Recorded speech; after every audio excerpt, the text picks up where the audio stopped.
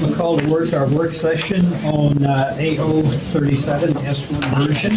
We'll begin by going around and doing introductions for the record, starting with you, Will. William Earnhardt, Assistant Municipal Attorney. Danielle Fahey, Municipal Relations Director. Dennis Wheeler, Municipal Attorney. Adrian Anchorage Assembly. Debbie Osteen. L.B. Ray Jackson. Cheryl Frasca. Chris Birch. Ernie Hall. Dan Sullivan, Mayor. Patrick Flynn. Adam Thomas. Bill Starr. Okay, Mr. Mayor, who's going to lead the discussion? Well, thank you, Mr. Chair. Today, what we're going to do is review some of the fairly minor changes that have been incorporated into the S1 version.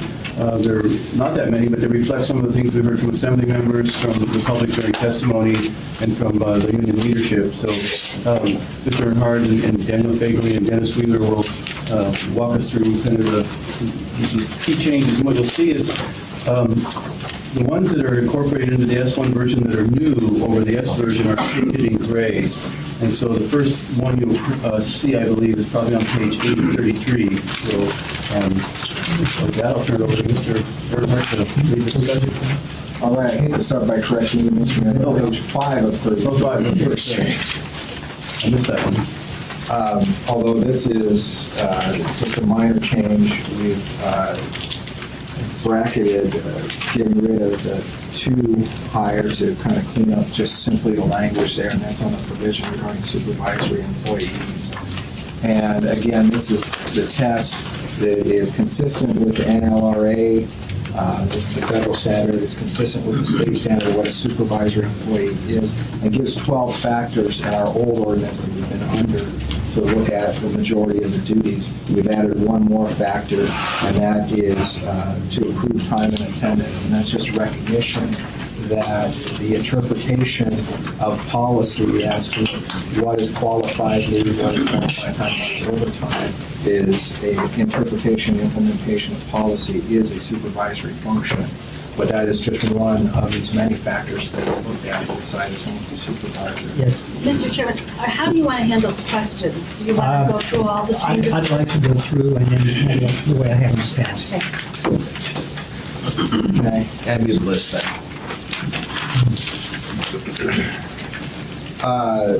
Moving on, the next change in the S1 version is on page 7, which is AMC 3.70.020H. What we've done is try to make this a little bit more clear. We retitled it Qualification-Based Pay Enhancements.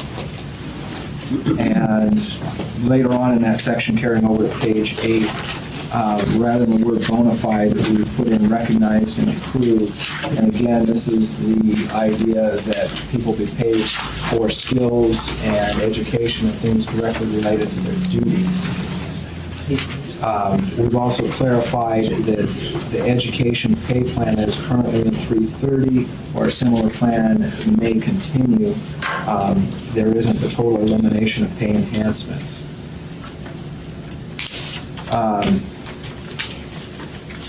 Going on to the end of the section, subpoint 5, what we have done is clarify that although we are trying to limit and clarify the pay enhancements, that there are legitimate pay enhancements that will continue on and will be a part of the collective bargaining process.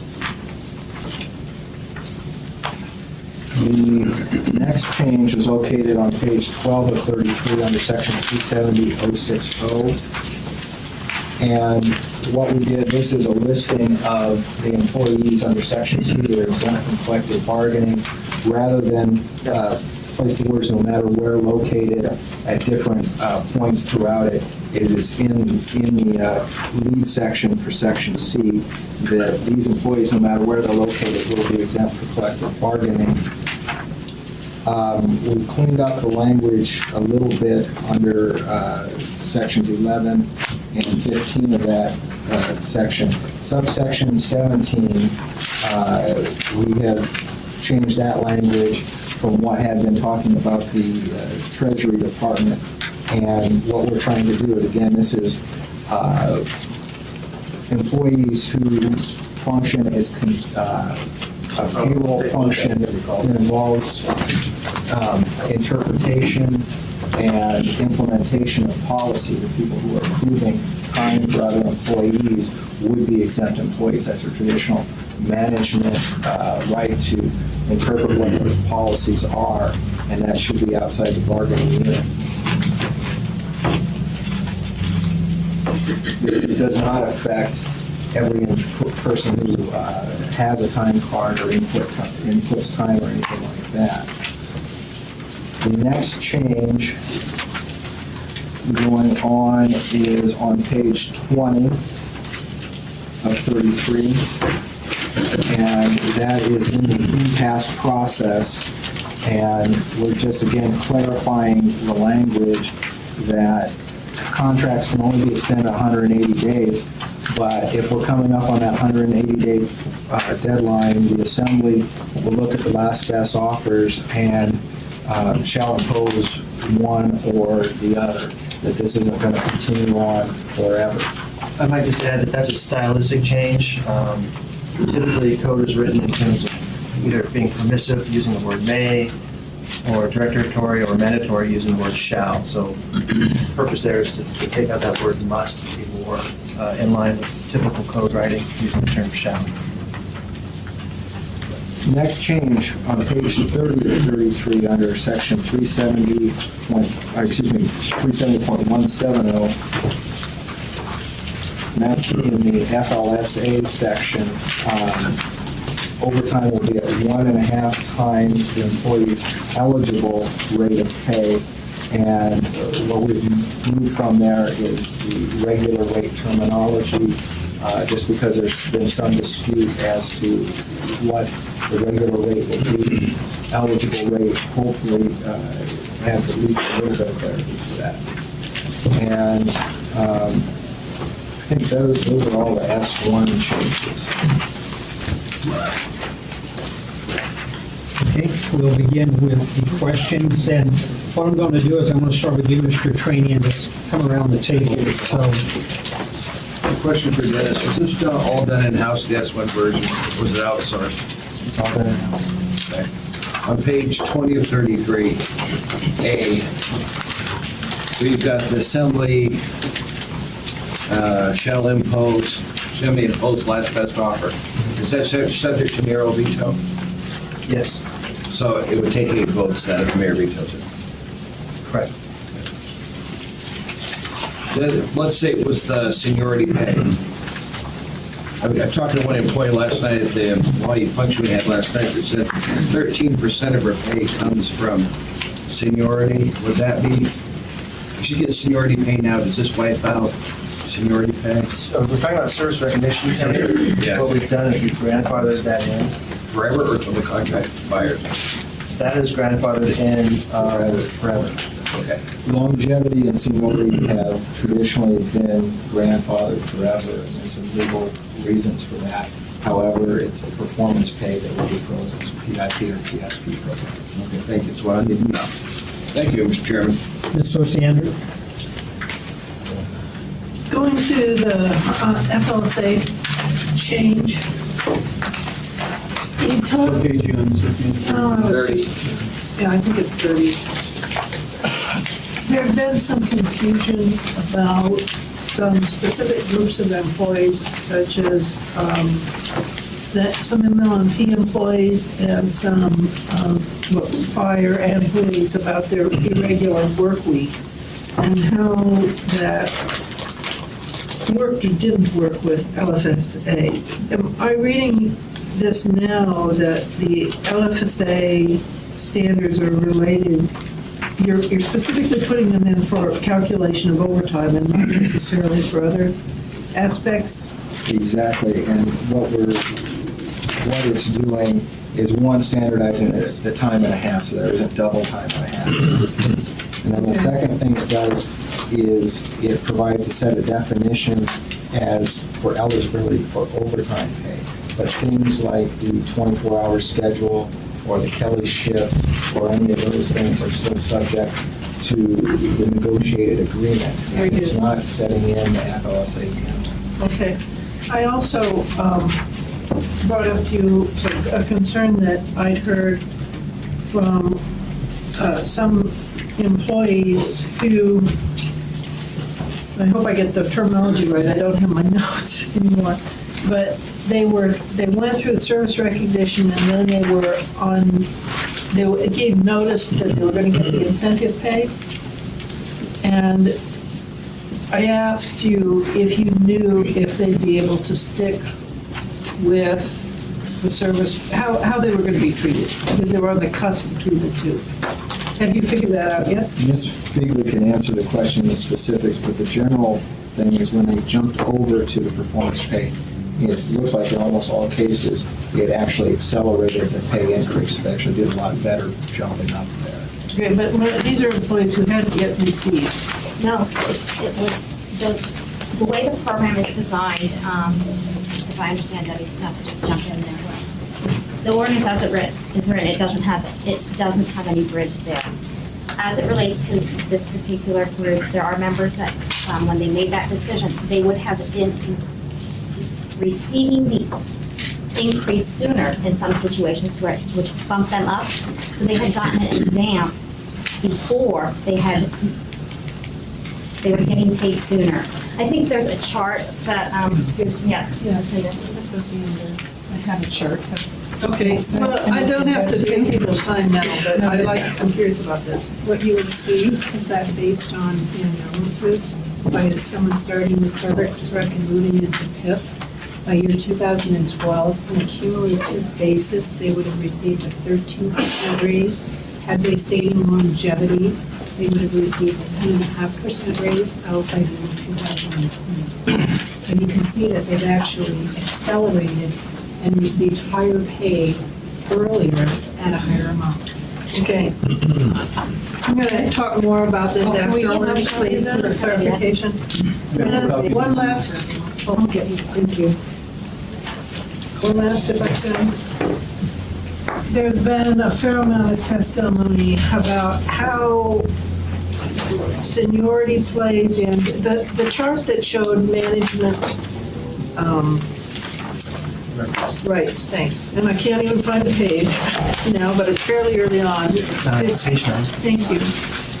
It specifically listed shifts and vacations, let's see, staffing, scheduling, and overtime, number 7.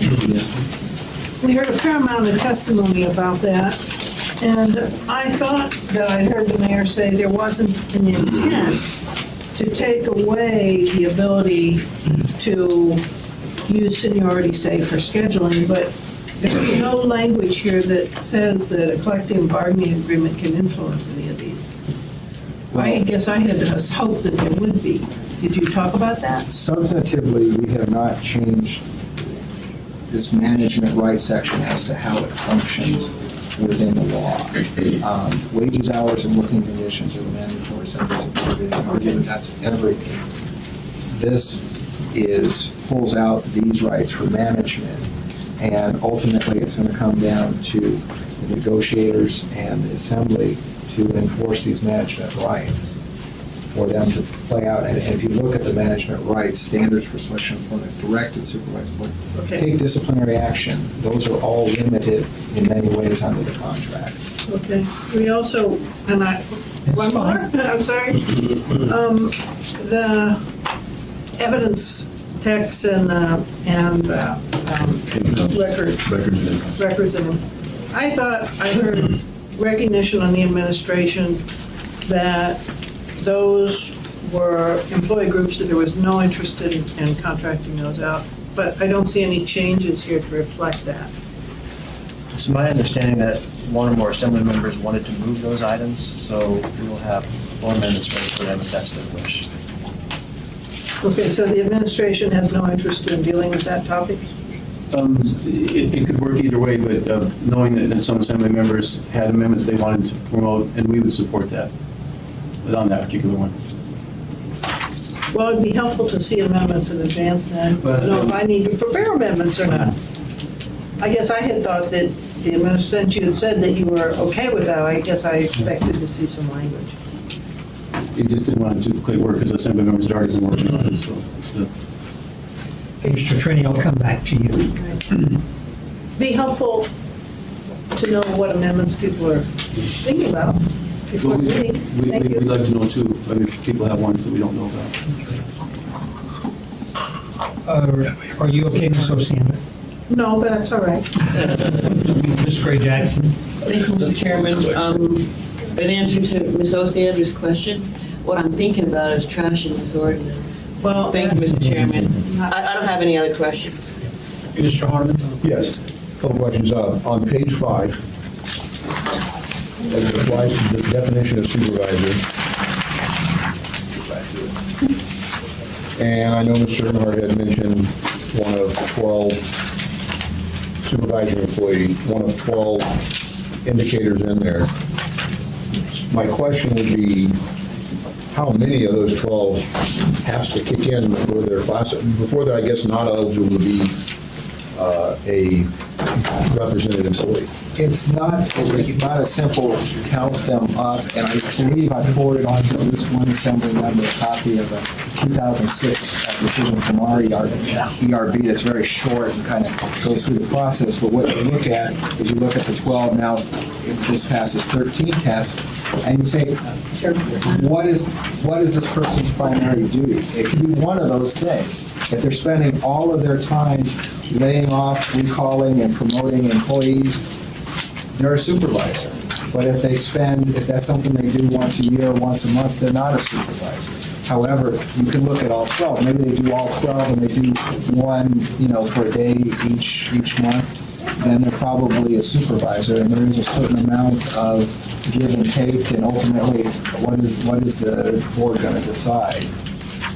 So I guess the question is, it pertains, this definition, would that exclude someone from being in a bargaining unit?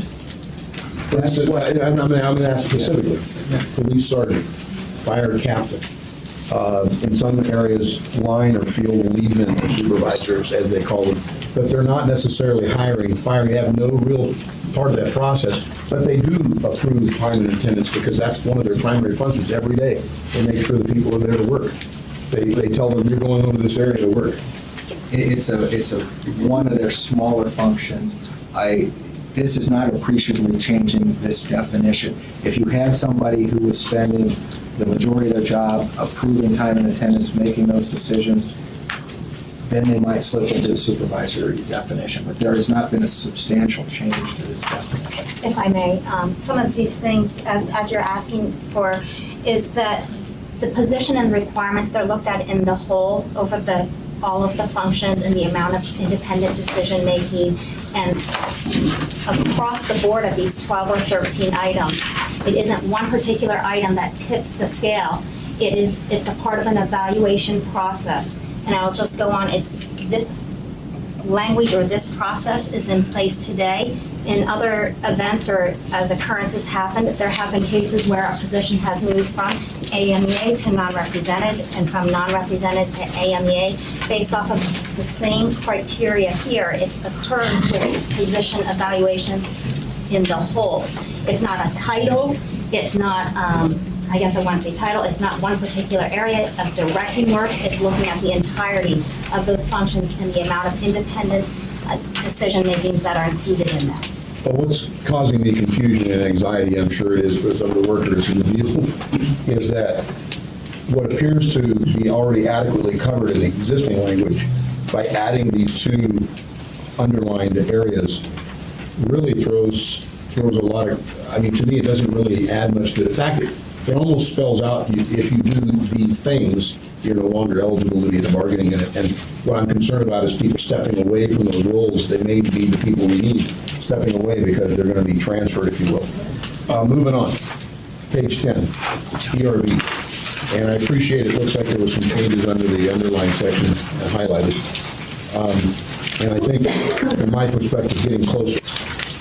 My concern being that if we're going to, supposing this passes substantially unchanged, if we're going away from independent mediator, independent arbitrator, and at the end of the result is going to be the assembly to approve, or the ERB is going to be substantially more involved in the processes. I see where you've got the seat A, background in management, seat B, background in labor, and then seat C being the unions and the collective bargaining agreements presenting a list of 5. Sounds good on paper. However, seat A and seat B could purportedly be a list of people that are either selected or trained, recruited by, notwithstanding the current mayor, any mayor. And that means essentially 2/3 of the ERB is really, it's kind of like stacking the deck or building your own team again. Mr. Wheeler will address the appointment process, but let me make one thing clear. The ERB is not the arbitrator in interest arbitration. Right, I understand it. The last best offer, whether it's the assembly or it's another arbitrator, the ERB is only involved in that process if the parties cannot agree on a neutral mediator and fact finder, and the ERB will provide a list of which, 7 we just go straight through till we got 1 left of names to be the fact finder and subsequent arbitrator. The ERB's role is on unfair labor practices, on defining bargaining units. The dispute, is this person a supervisor or not? And lastly, if we bring in new bargaining units or if bargaining units disappear, they handle that process. Right. Through the chair, Mr. Horman, the current process is that the mayor selects the 3 and the assembly confirms the 3 at a public hearing. If the assembly didn't like the choices, it could choose not to confirm. What we've done here is added a provision that allows the unions to play a role in selecting seat B by recommending 5 names to the mayor if they do it in a timely fashion so that seat doesn't stay vacant too long. So again, we're adding a provision that is helpful to the unions in selecting one of the 3 members that still will come to the assembly for final confirmation. Okay. You're right, I understand correctly, because I now see seat C as a general public member. So it wouldn't be seat A and seat B collaborating or seeking the seat C name from the general public and not recommending a list of anything run afoul if we were to make that amendment as an amendment of the law? To have seat A and seat B pick the names for seat C. Recruit and provide a list to the mayor for assembly confirmation, a list of 5 or 10 to be picked from the general public applicants. I can't think of a reason why that would not be possible, as long as the mayor has the ultimate selection from that list. Thank you. And then on page 30, one of the questions on the FLSA language, and I keep hearing you, Mr. Earnhardt, I keep going back to Mr. Aitchison, the FLSA expert, and talking particularly in area policing. I'm not really convinced what I hear you saying. We can put it in here in law, and then we can collectively bargain anything outside of FLSA. Doesn't seem to make sense. Doesn't seem to add up. So my question is, can we not limit in the language in this section overtime to 1.5 times the regular rate or eligible rate without having the FLSA language? You can certainly do that as far as just limiting the overtime rate. The FLSA language is to try to get a little bit more consistency. Mr. Aitchison is a master of taking his contract and a little bit of law and working it around and saying, well, you've got to pay us in this special way.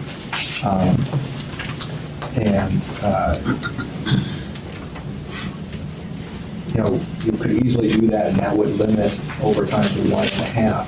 But when people get overtime, when there's questions as to definitions, would still be up in the air and subject to some dispute. But I've heard you say that that's negotiable under the wages, hours, and working conditions of the CBA.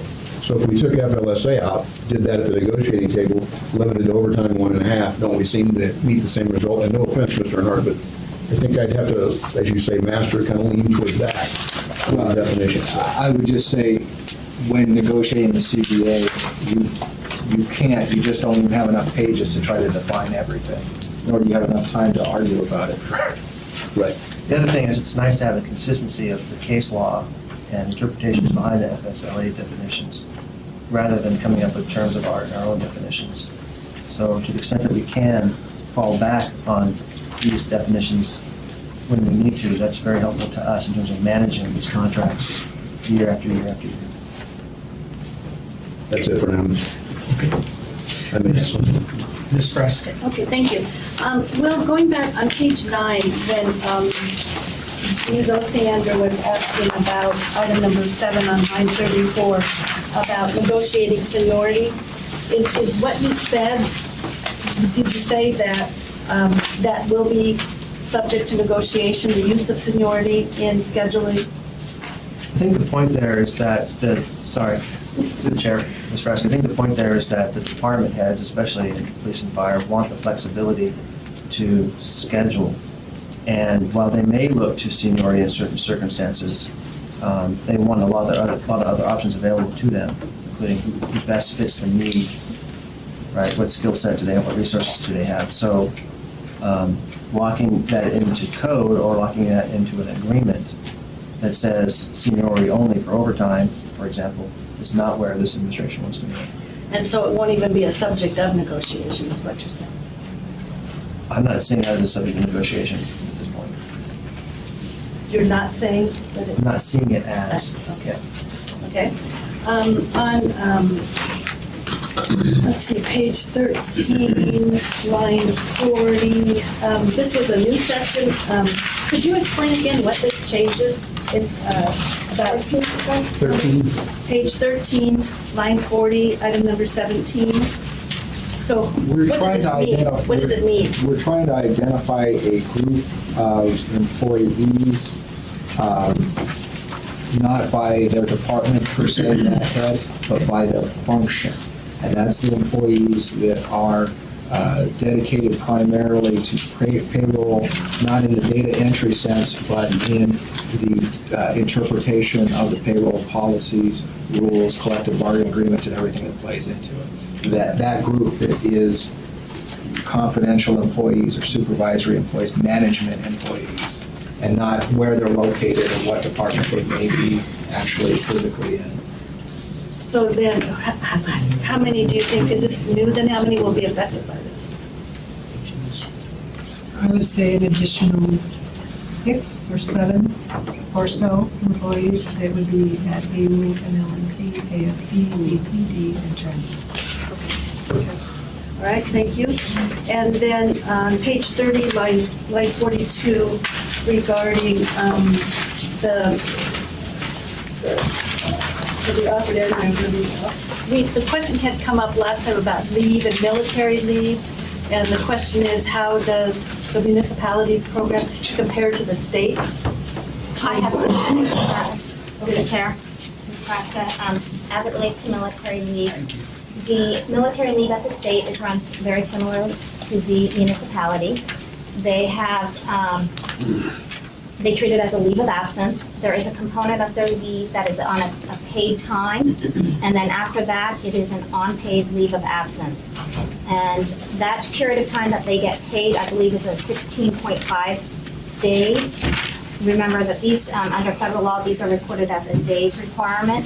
And currently, our contracts and personnel rules, they vary between 10 to 30 days. There's inconsistencies across those measurements through the collective bargaining. You also have to remember the state, they typically are not working a 40-hour work week. So one of the reasons that they may have additional days built into their leave program is the fact that they're working less time in the week than the municipality. They work a 37.5-hour work week. So did I hear you say that at the municipality, it ranges between 10 to 30 days? Yes. And so what is your plan to do? What are you planning to do, bring it into what the state has? That's one of the things that we're looking at, what would be consistent, could be applied consistently. Okay, and so that's something that management will decree and not be negotiated? That would be correct. It would be reported within the 330. Okay, oh, It okay. would go to order. It would go to assembly approval. Yeah. Okay, very good. Okay, and then in terms of potential amendments, do you want us to talk about those later, that we may be advocating? Okay, that's it for now. Two items. First of all, I've gotten several communications from folks that say under FLSA that they would be required to work overtime without compensation, folks in APD. That seems to be, kind of popped up, from a number of different messages and communications I've had. That's misinformation as I understand it, but can you state with clarity that there is no expectation or provision where somebody will be working overtime or without compensation, if you will? There is no provision that would have anyone work overtime without compensation. Mr. Aitchison he skips 2 steps. One, we would have to negotiate agreement that the police officers would be salaried, and second, that salary was based on a 40-hour work week. And if those 2 things happen, and we agree that we were just going to go with FLSA minimums, theoretically, they could work an extra 3 hours a week and not be compensated for that. However, there is nothing in this provision that would either require or enforce that, and I don't think they would ever agree to a 40-hour-a-week salaried schedule. And honestly, I'm not sure even under those circumstances, there's a number of circuits that have said that that's how it works. I'm not sure if our circuit court would even allow that. I think they would probably say, no, you still got to pay them. Thank you for that clarification, and thank you as well for incorporating a number of the changes that we've looked to in this revised version. The second question relates to frozen pay and compensation. Everybody has a mortgage, you got mouths to feed, kids to take care of, families to maintain. I've gotten a number of messages from folks that are concerned that, this is going to happen, or, some sort of education bonus or incentive disappears and this disappears. Is there a circumstance where somebody's going to actually see a significant reduction in their compensation, or is it the intent that salary or compensation will be frozen until CPI +1 potentially catches up to it? And I'm trying to just understand the mechanics of how that's going to physically impact our employees. What happens is right now with these contracts, as they expire, theoretically, we're at a clean slate at that point. Okay. If the economy were really bad, maybe people would negotiate pay cuts at that point. Maybe they negotiate pay raises, but right now that pie, and then we've got the CPI +1 on top of it to work with, those things need to be worked in. We're not, the sponsors have said this is not intended to cut anyone's individual pay, and what we're looking at is moving forward, have a simplified system and the recognition that, we're not going to keep employees if we just overnight try to disappear this. It's subject to negotiations. If the new contracts come up, we have to negotiate rates, incentives, classifications, all those things are on the table. Yeah, and that seems reasonable to me. I know the state of Alaska, when they've work contracts, or they've done they freeze salaries until something catches up, if somebody finds himself in a lower class or whatever. So that is reassuring, and I think it'll be reassuring to those that do have, are looking to be in a market where they don't have a significant reduction in compensation. Thank you. That's all I have. Mr. Trombley? On this page 8, one of the sticking points for me, page 7, which bleeds over into page 8, shall be based only upon officially recognized and approved position requirements and enhanced qualifications. What I would like to see is a list of those qualifications. Do we have that? Because to me, it's an arbitrary statement to say enhanced qualifications. Well, what's an enhanced qualifications? I mean, I've said it from the floor on the assembly. It's fair to say if you have a boiler treatment certification, that's an enhanced qualification. But what is the definition of that? and I'm not asking you to write a definition, but there should be some sort of list that the municipality recognizes right now. Through the chair, Mr. Trombley, what happens here is that, as I understand it, ER has a classification process, they have a group that handles the classification of every job position. And in that process, they determine what the qualifications are and, or what they need to be, and whether or not a license is required, for example, or certification and so on. So, if we were to give you a list, if I understand what you're asking, you'd end up getting you'd get a list for every position, so you'd have hundreds of lists. So I'm not sure if we're helping you. I took out the term, the Latin term for bona fide and replaced it with officially recognized, because there is an official process for the classification and qualification of those positions, and that's handled in the ER. Sure, and from my understanding is that recognize and approve position requirements, is that something that the executive does, or is that something that's negotiated on? Part of the question. I want to make sure I understand the question, Mr. Trombley, based on where Dennis Wheeler was stating also that the positions they're reviewed for the qualifications, that's all part of that process in the classification that is done through employee relations. Okay, so ER does that. That's not done at the bargaining That's table, right. saying that a police officer, one, these are his duties. That's not done at the negotiation table. No. Okay, so the administration does that, all right. And We then, do, the position descriptions are provided from departments. from departments, okay. There is some There input in the is. process. Often, position descriptions are drafted, even with with the bargaining unit involvement in creating those position descriptions. There would also be bargaining table issues of, like the special teams, the scuba team. Sure. Enhancement there. And I think, the bottom line here is we could write out every single qualification that's on the books right now. And I guarantee we're missing over 100 of them. Mm-hmm. And tomorrow, we're going to find out there's some other things we wanted to add in. It's a moving target, and that's why it's not part of the ordinance. It's recognized and approved or bona fide. What we are doing is stating a policy that people are not going to receive money simply by being around or having something that would be nice but doesn't help them with their job. Okay, and back to the enhanced qualification, that's also something that the municipality will do? That's not done at the bargaining table. So give me an example, if I'm sitting down, or if the administration, or whoever's sitting down negotiating with IBEW, and they say, I've got a linesman, I feel like this should be there's no bargaining as far as say, well, I think this is an enhanced qualification. That's not done. That's already set in stone. Is that the way it's done currently? Is that a practice that's going to maintain, or is that something that's gone to the table that say, well, based on new technology and new requirements, the fact that the IBW linesman has a certification in computer repair, that's now applicable, and it wasn't 5 years ago. The qualification is not, and the job description is not done at the bargaining table.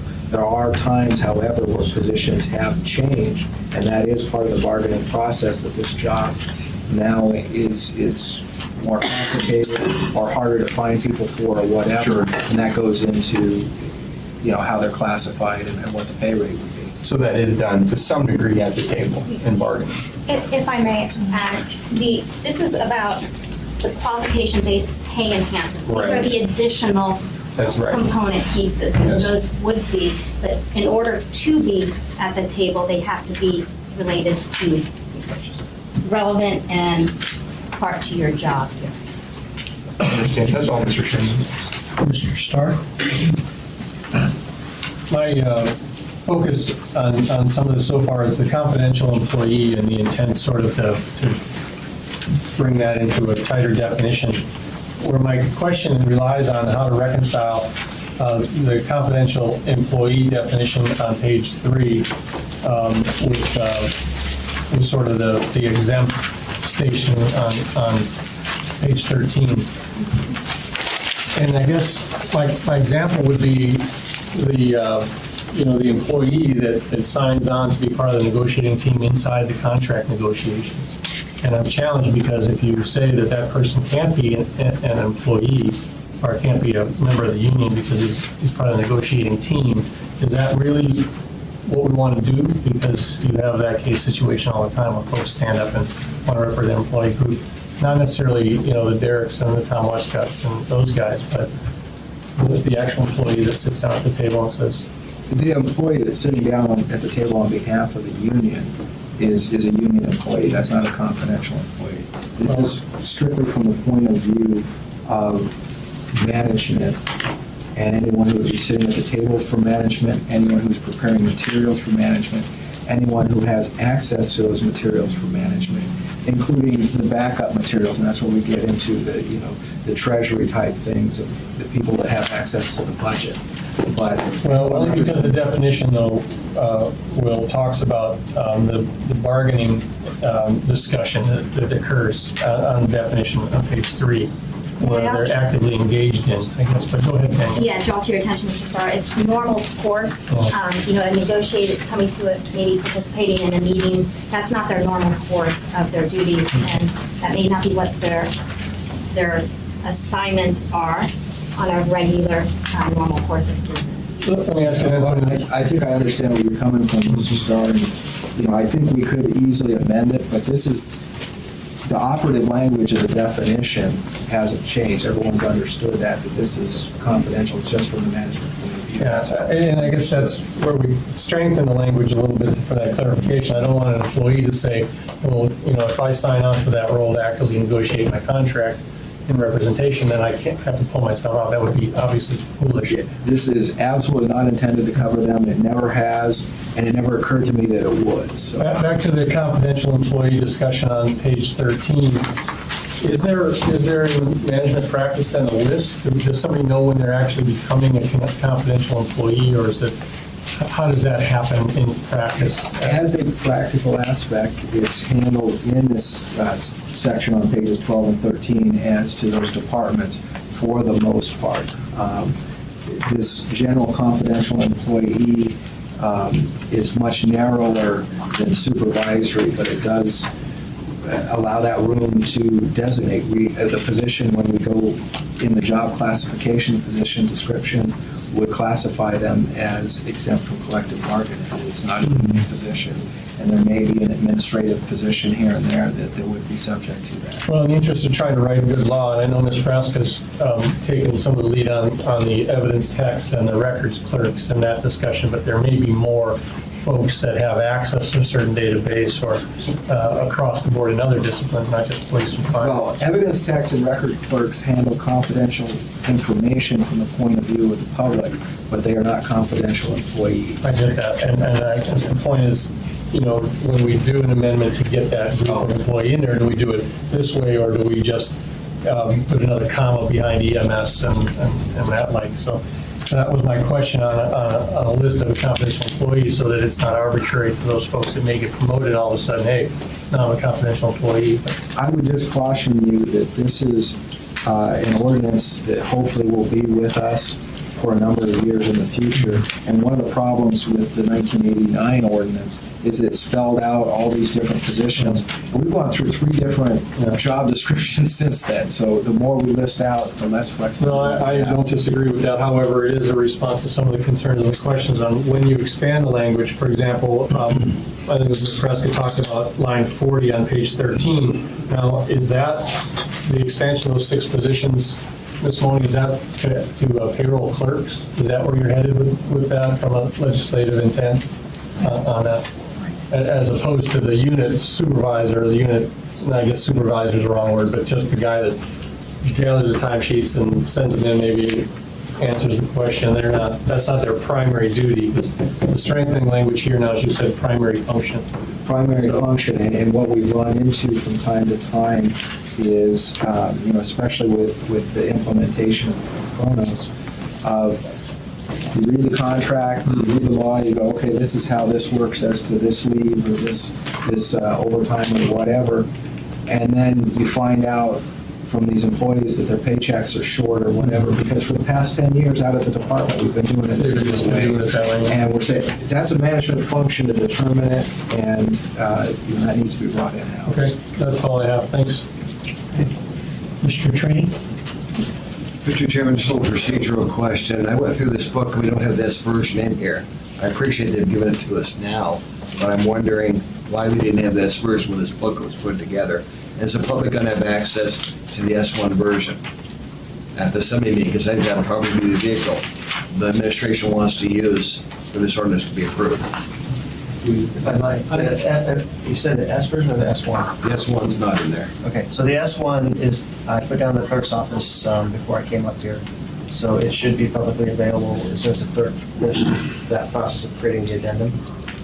To the clerk, ma'am, can you make sure it's available for the public and at the assembly chambers? Because if that's the vehicle we're using, we've got the public trying to write notes. I want to make sure they're not using the original 37 or the S version. We're going to use S1. I want them to have the relevant document at the time. Go ahead, Mr. Hall. Did we have some copies of the S1 laid on the table? I brought up about 30 copies, including yours, and I think somebody may have made some more. Yeah, I thought I saw some more put over there. So another question, Mr. Hall, if you don't mind, a couple Yes. more. When 37 came out, we had the administration present theirs, then we had the unions respond to it. You had that scenario planned for the S1 version? Are we going to hear from the employees on the S1 version? I know you don't want to talk about public hearings, so I'm not going there. I'm just asking, are we going to have the ability for the affected organizations to have their representatives to talk to us how S1 will impact them?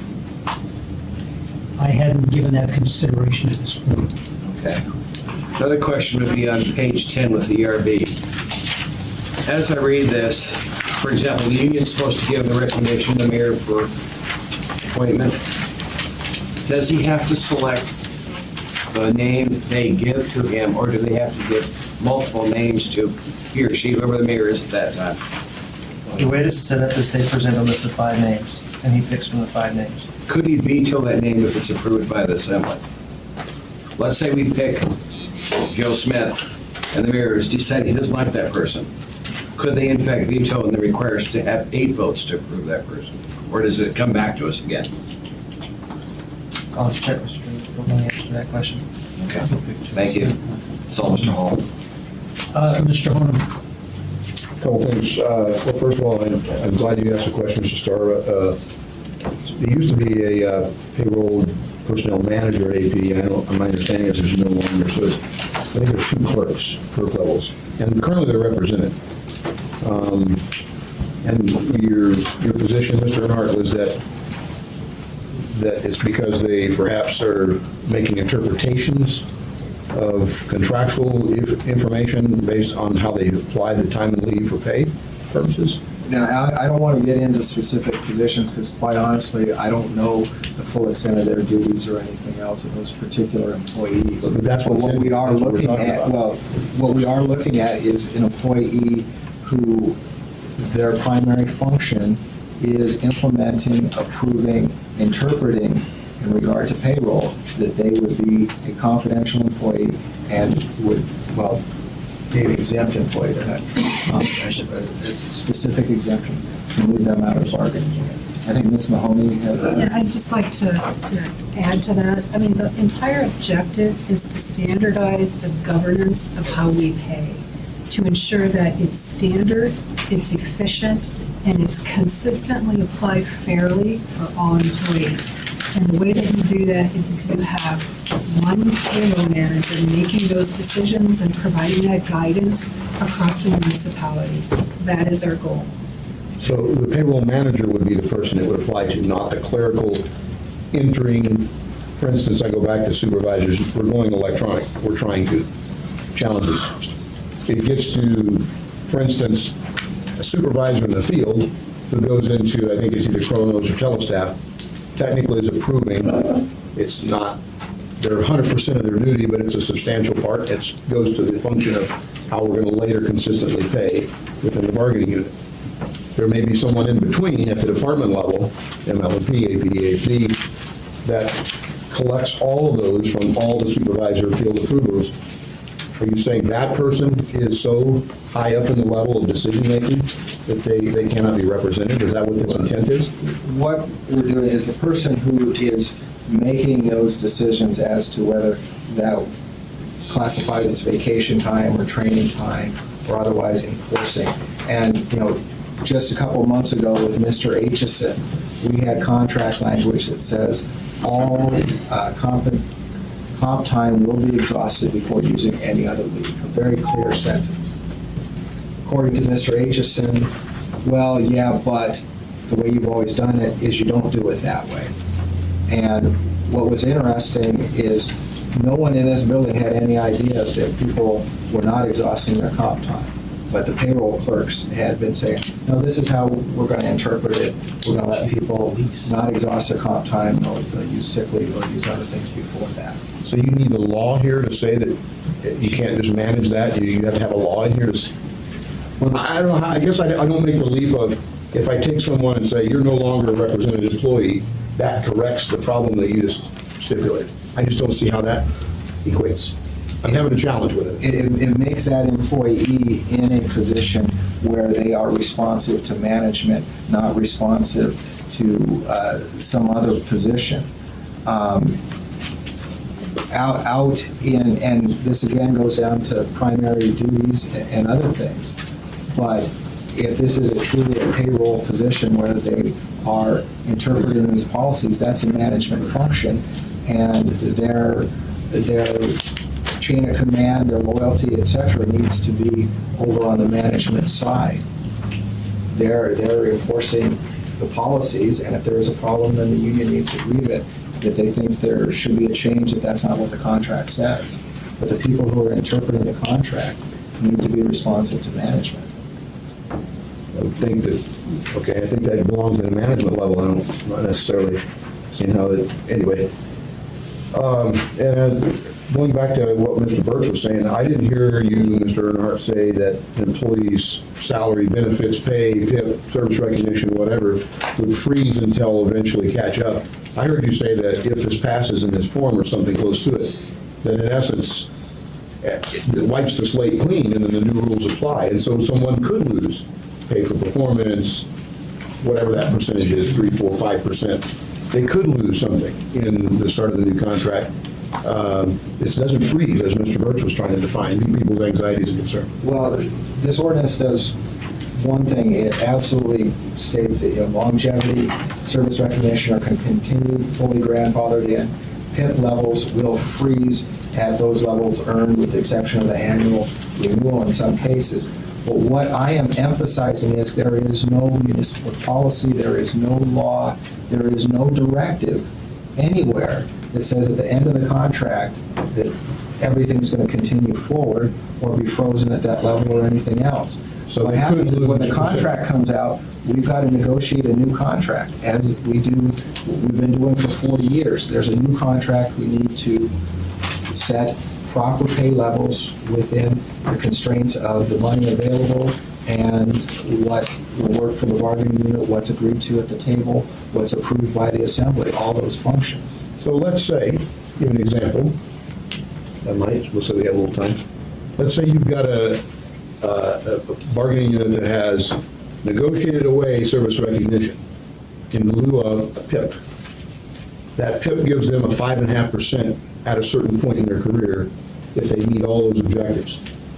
New law changes, end of contract in less than 2 years, the slate goes clean, they lose the 5.5% PIP, it's not locked in anywhere, as you said, it's not frozen until someone catches up, and the negotiation process stipulates back to, the only thing you can negotiate is their salary, which is tied to the CPI over the last 5 years plus the 1.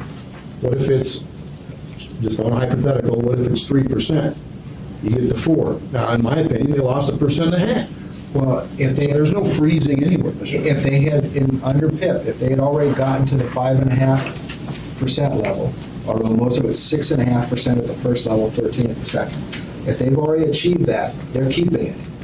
That is said in the ordinance, under that 020 section, page 8. It is on page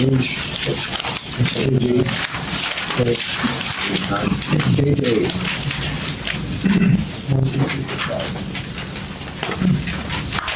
Someone who has longevity pay has already earned it, and that's just going to stay. Service recognition, some people still have additional steps to achieve. They'll be able to achieve those steps, and that's because historically we have grandfathered those people in, so we'll continue to do that. But under the PIP program, if you achieved your 6.5% or your 13%, you're going to keep that if you achieved it. If you haven't achieved it, you're not going to get it, because the policy is to pay people for their job duties and not for coming in sober and not crashing your car. Okay. And then I want to real quick ask Ms. Fagel, I guess, how many people are actually on the municipal employee relations or personnel staff that does classifications of position descriptions to redo these? Years ago, it used to be one person and they were part-time. Right now, we have one individual, we have another, we're doing a recruitment, and the process is going to go through a 2-year cycle. We're looking at additional training for another employee to have a total of 3 years. So my concern is, having been a personnel commander at one time at the department at APD, we were looking at PDs and trying to update them. Some of them were 5, 7, 8 years old. And we were trying to load up classification, employee relations, and say, hey, we need to update these things, get them fresh, much like the 89 ordinance. And they couldn't be done. So we put this into play, and we're going to now go back and reclassify positions, and where there may be negotiated items of SWAT pay, canine handler pay, the enhancements or qualifications Mr. Tromley was asking about, it's going to be melded in, or are we leaving it back to the negotiation? I think it goes back to a police officer classification is pretty clear. A senior police officer, a sergeant, a lieutenant, those are all clear. But what they do on top of those basic classifications is the area that, I guess, except for lieutenants. So I think it's going to be a huge challenge under the 3.30 and under the personnel rules trying to get classifications. I don't know if you can do it in the timeline, even if you had 3 people ready to go right now. I think that'd be a huge challenge and putting a big apple out there. And lastly, Mr. Chairman, I just want to take a few moments to introduce, you'll see it in your agenda packets, an AR 2013-77. Mr. Flynn went to, but I talked to Ms. Tucker, and of course, in advance, I couldn't really communicate with the rest of the body here, my colleagues, without having an open meeting, and this was the first opportunity that we'd be together. And I just urge you to read this and give it serious consideration. I just want to highlight one major area. This is our assembly, of course, and we have to be very comfortable and really know what we're doing when we're putting forth a substantive law change that we're doing. So in 1988, then Mayor Tom Fink presented something similar, a total rewrite of 3.70. And the assembly body at that time, Ms. Tucker helped me go back because I had some recollections that it was a bit dated. And she helped me find a lot of documentation and minutes, albeit on the microfiche, that they gave themselves about 6 months to work on a good work product so that they could clearly understand. They did a collaborative effort of a work committee or a task force, however you want to call it, to make it right. And I'm not against changing 3.70, and I think, as we all know, since 1989, certainly things have changed. But if the administration took 6 months to draft these potential changes and using outside counsel as, to the tune of nearly 30,000, and then, current staff within the House, even that much longer, I don't think we owe ourselves anything less than that to really clearly get it right. And so I ask you to look at it. If you want to co-sponsor on the floor, fine, please let the clerk know. I just encourage us to make sure we get it right. I'm not against changing anything. I'm walking away, even with the S1 version, I still have some serious concerns. Thank you, Mr. Chairman. Ms. Jackson. Thank you, Mr. Chairman. Mr. Holman, thank you for bringing up what happened in the past, because I happened to be staff back then, and I saw how it was handled, and the way that it should be handled now. But I also want to thank you, Mr. Burge, for addressing a lot of the employees' concerns regarding their fear of getting a significant reduction in pay. And Mr. Earnhardt responded to you, and Mr. Honeman asked him again, and you seem to be quite content with his response, but I wasn't, because I don't really think, at least for me, that you really answered the question. clear enough so everybody here can understand. Is there going to be a significant reduction in pay for some of our employees? I mean, it's just that simple. I think it is. I don't- But the answer. I can't answer that question. That would be, in any case, it would be for the administration, the negotiators, et cetera. But the other thing is, as these contracts come up, the economic environment will be looked at, the market environment will be looked at, and there's all the things that go into the negotiations. And nothing in this ordinance changes the way collective bargaining agreements have been done as far as we've got to pay people well enough that they're going to want to work for us, and, you know, represents their responsibilities, their dignities, all those things. On the other hand, we have to do it within the available revenue. And, you know, as these agreements come up, there's a whole lot of things in play, and, you know, the work is just going to begin after the ordinance when we negotiate these. Right, and I recognize that, and thank you for your response. But in other words, some of these fears are pretty legitimate, is what I'm hearing. Thank you, Mr. Chairman. Ms. Fress? Thank you. To continue on, President, what I'm hearing is that as a result of 3.70, their pay is not going to be diminished. It's going to be subject to the negotiation process that will have impacts. Is that Absolutely. paraphrasing? Okay. 100%. This Okay. does not cut anyone's pay. It does not increase anyone's pay. It doesn't address that. It just sets the guidelines for future collective bargaining. Right, and so the salary changes will be a result of that. Okay. All right, so I did have a couple more questions for clarification. We've been talking to AMEA about the issue of the treasury positions from AMEA to non-rep. Which section in here addresses that? Through the chair, to answer Ms. Ross's question, it's under the exempt section that is on Page 13, number 7 at the top. and it had originally a portion. Oh, okay. All right. Okay, on page 7, number E, employee benefits, and I had some email discussion about this with Ms. Bagley. But regarding the optional retirement savings plan, and this relates to the firefighters who have won a post-retirement medical plan, and it indicated that that would be still subject to negotiations, is that correct? Well, currently they have that provision within their contract, and that would be correct. Okay, and so even though it says, PHP program. okay, but even though this says that it has to be standardized, and that standardization includes optional retirement savings plans, if not everybody doesn't have them, you're saying it still can be subject to future negotiations? The view that and was related to the municipal sponsored programs that were the 401K and the 457 as they are sponsored by the municipal. Okay, so then the individually can still negotiate that going forward? Yes. Okay, all right, good. And then on page 30, to prove no horse is too dead to beat, on the FLSA overtime, so the scenario that was presented in discussions was that if you're a firefighter and you take leave for 24 hours of leave, and then you would have to come back and work 24 hours before you'd be eligible for overtime.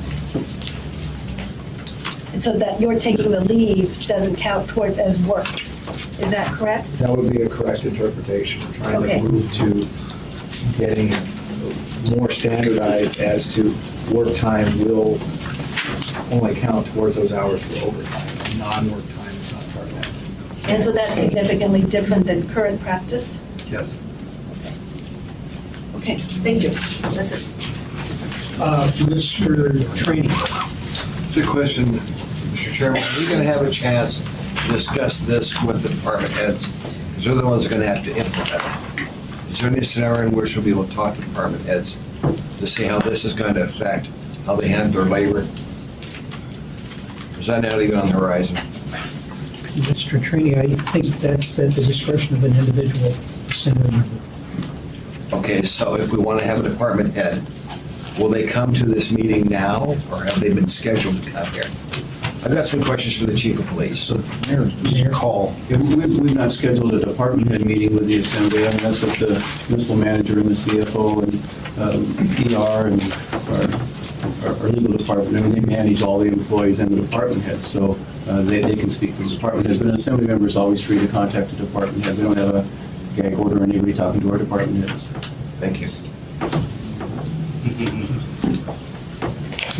Ms. Levine? You talk to them all the time. Whoever's not allowed people to talk to the department heads. Well, I guess it's a little bit frustrating because I brought a bunch of issues to you, and I'm not seeing them reflected in any of the changes.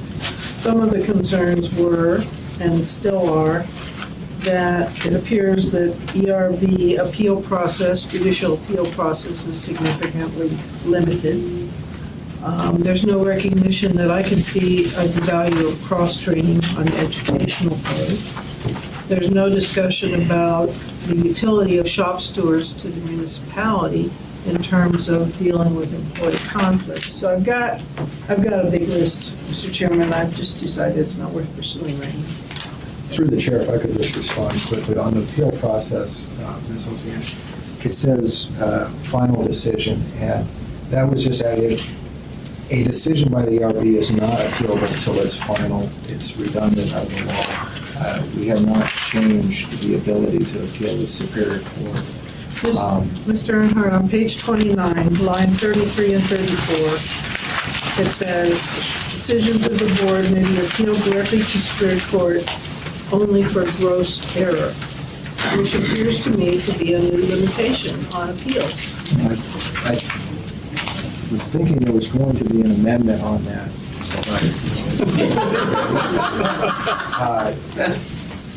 That is essentially the same as the legal standard as far as reviewing the decisions by the ERB within the scope of their particular. Well, I've been, my understanding is different, but I'll just leave it at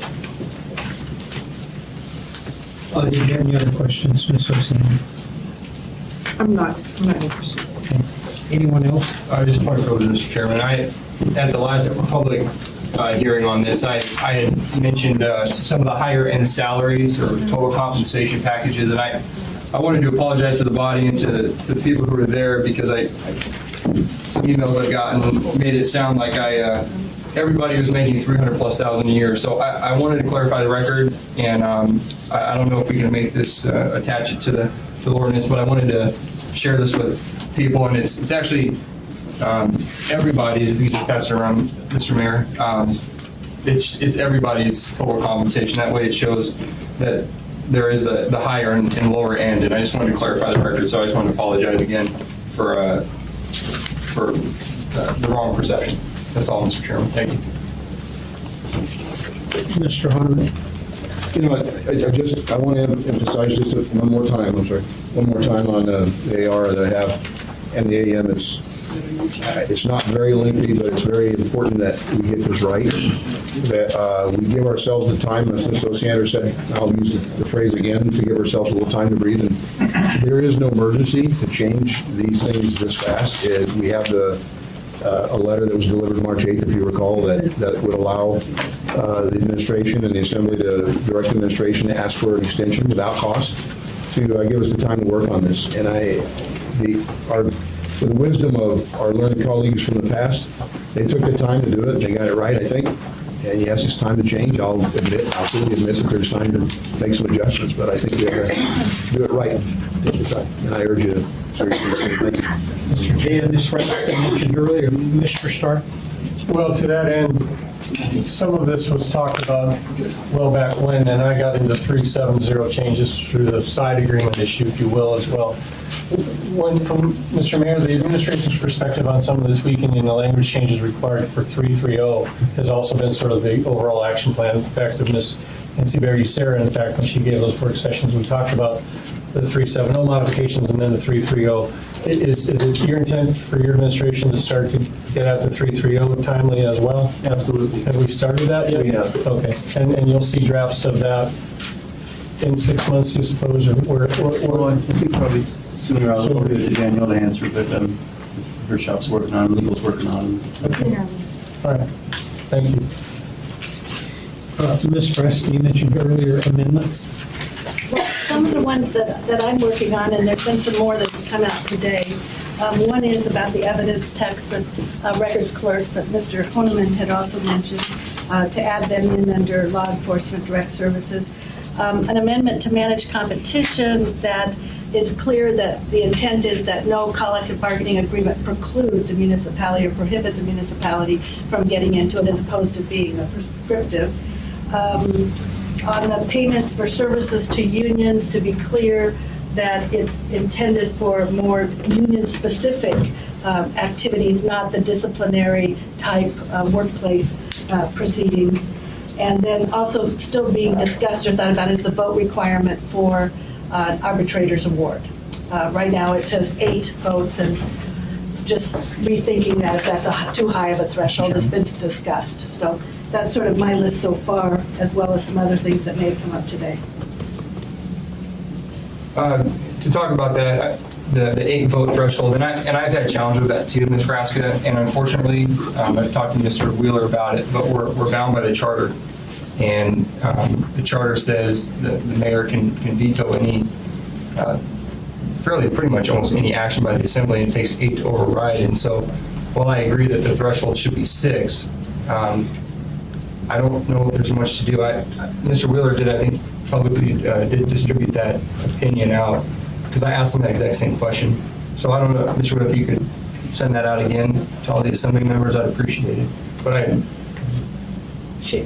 Cheryl, clarify what you're saying, because I don't think you disagree with him.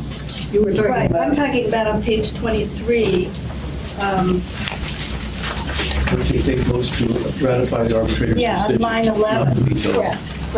Yes, page 23, line 11, where it says that approval of the arbitrator's decision is by 8 votes, changing that to 6.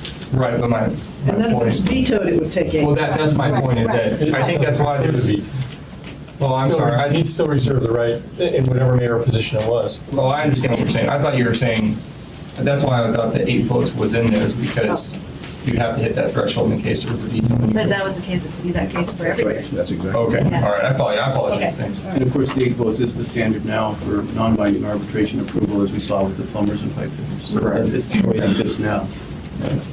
Sorry. Anyone else? If not, we'll stand adjourned. Thank you. Sorry, Cheryl. I thought that's why the 8 votes was in there. Yeah, I would ask that of the body, if you have amendments that you're considering, see them circulated, ideally today, so we all see it. Are you going to have Not as soon as possible. Okay. That's right. I like that. That's all right. I don't know if that makes you feel any better.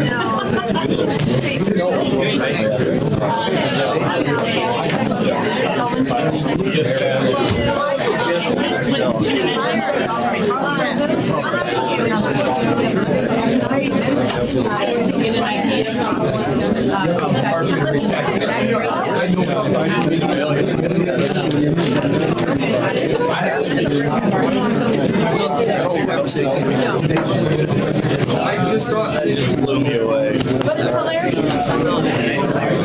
This is how everybody